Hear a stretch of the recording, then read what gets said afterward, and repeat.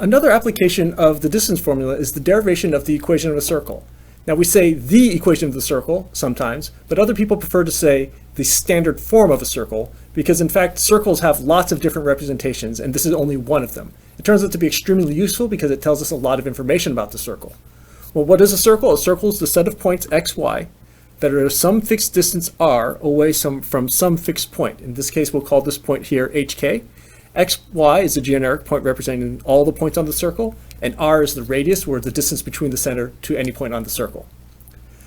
So if we look at the distance formula, we have that the distance between any two points is equal to the square root of x2 minus x1 squared plus y2 minus y1 squared. Now for this particular application, what we're going to do is we're going to square both sides of this equation. So when we square, we eliminate the square root. And we get d squared on this side. So in our setup right here, what is the distance? Well, the distance is that amount r. x2 minus x1. Well, we have to decide what our point 1 and our point 2 is. Traditionally, we'll call the center our point 1 and the generic point xy point 2. And so x2 minus x1, well, that's just the letter x minus h squared plus y minus k squared. Now convention, you usually see it in the other order, x minus h squared plus y minus k squared equals r squared, but they're both the same thing. And this is the formula for the standard form of the formula for a circle, centered at the point hk with radius r.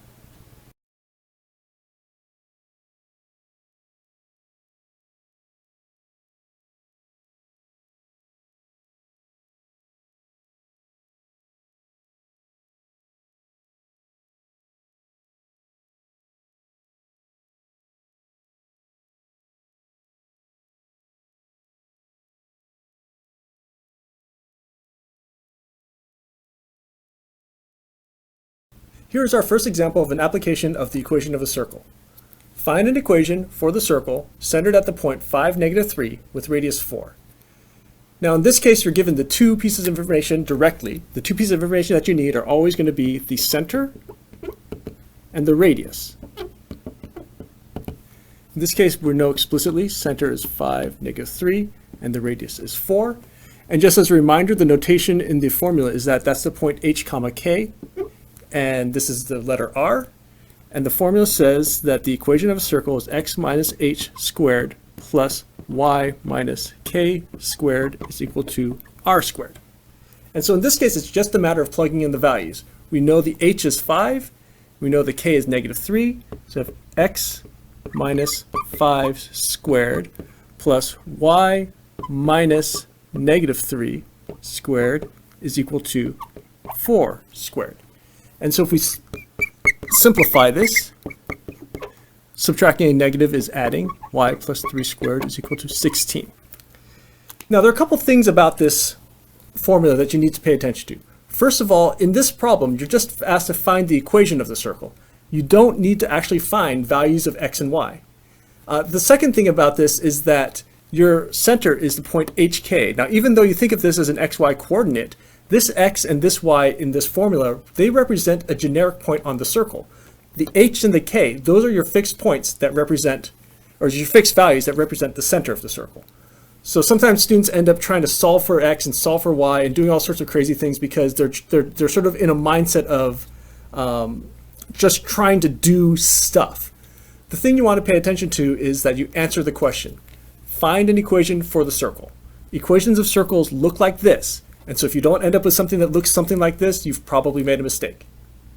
Find an equation of the circle centered at the point 1, negative 2 that passes through the origin. Now, if you aren't familiar with this language here, the origin is the point 0, 0 in the plane. Now, as we said last time, we need to find two pieces of information. We need to know the center, and we need to know the radius. Now, in this case, the center is given to us explicitly. But the radius, if we read through the words, the problem doesn't give us a radius, and so we have to go figure it out. So what we can do is we can sketch a quick little picture here. The point negative 1, 2 is right here, and we have a circle that goes through the origin, through the point 0, 0, something like that. And so from this, we know that the radius is going to be that distance. Now, what is that distance? Well, there are a number of ways to do it. We could go all the way to the distance formula and just call this a point 0, 0, call this a point -1, 2, and plug it all in. Or we can think about the Pythagorean theorem and think about the lengths of these things. This side has length 1, that side has length 2. Regardless of how you do it, if you work this out, that r value, so let me write down the Pythagorean theorem. Well, let me just write this out. 1 squared plus 2 squared is equal to r squared. And so that r value is going to be, well, got 1 squared plus 2 squared is 5, so square root of 5 is equal to r. So the radius is the square root of 5. Now that we have the center and the radius, we can just plug it into the formula. X minus h squared plus y minus k squared is equal to r squared. Let's put a little line here to separate those out. And so x plus 1 squared, right? So minus a negative is plus y minus 2 squared is equal to the square root of 5, but we're going to square that, so it's actually going to be 5. Now this right here is a mistake that students often make. They often forget to square the radius, and so they'll just write square root of 5 because they see radius. Remember that it's the radius squared. And that's something that's really just a matter of paying attention and slowing down and making sure you think about the whole problem, think about the whole formula.